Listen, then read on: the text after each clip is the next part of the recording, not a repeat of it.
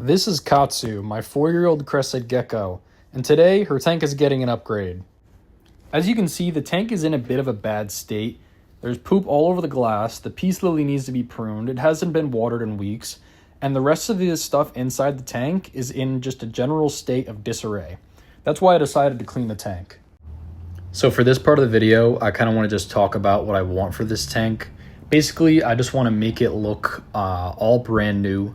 I'm going to be foaming the back wall and then putting that cork wood back on. It needs to be flattened out, which is going to take a couple of days. I'll be making another video on that and kind of what I'm going to be doing as far as the actual installation side later. For now, I'm just going to be trimming everything, making it look decent, kind of taking out the fluff, and I'm going to really be thinking about what I want to do with the tank this weekend. And from there, I'm going to be deciding exactly what I want to buy, how I want the tank to look. So this is going to be a couple of week-long project, I think. It's not going to be an overnight thing. And hopefully by the end of it, it looks like an actual rainforest. I'm going to have more plants in there. The background is going to kind of curve around the outside of the tank. Not so that the entire side view is blocked, but so that a little bit is covered. And I think it'll look really good with the spray foam and everything, and then cocoa fiber over top of that. So I am really excited for this tank, and let me know if you have any suggestions in the comments. All right, I just finished up pruning and cleaning this peace lily. So as you can see, there's pretty much no brown left. This is gonna help the plant grow better. It also looks a lot better. So this plant will be back in full condition in probably 2 or 3 weeks. In a couple days, these bends will go away. It'll go back to normal like this.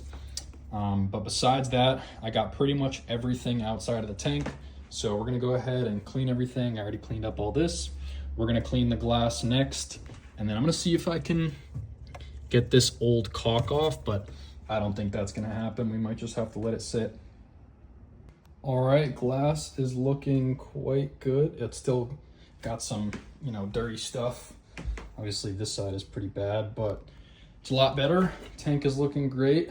Still haven't figured out a way to get the caulk off the back, but we're gonna go ahead and put some of the accoutrements back inside the tank, and then that's gonna be it for the day. All right, so this is what Katsu is gonna be living in for the next couple of days. I've still got to clean it up just a little bit, but as you can see, this is going to be the majority of the stuff that I'm going to be keeping. She's always liked this little enclosure thing because she can kind of go inside there. I just kind of like the way that this branch looks, so I'm going to keep it. As for these two things, I don't know. I'll probably get rid of them. They're kind of just, they're good for support, but that's about it. They kind of look bland. They're just sticks. But as you can see, I have her little thing set up here, and it doesn't really look too stable. And that's because it isn't, but we're gonna work on that. These little vines, I had to throw one away because they are intertwined with metal, so you can kind of shape them however you want, but after a while they do get rusty and it does fall apart. I think it looks good, so I kept that one. I'm sure I'll find a use for it, but as for the rest of Katsu's tank, I'm gonna have to buy some foam for the background. I'm also gonna probably have to redo the drainage layer. As you can see, it's got some cocoa fiber in there. I need to get some new chicken wire and try to make sure that I do it properly this time so that none of that gets in there and we can have a proper drainage layer. But besides that, stay tuned for more updates.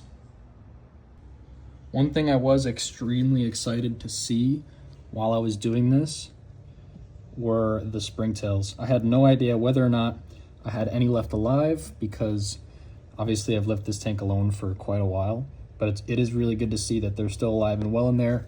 Obviously they have plenty of food with all the plants and Katsu in there, and plenty of water as well coming from this. So it's good to see they're still alive.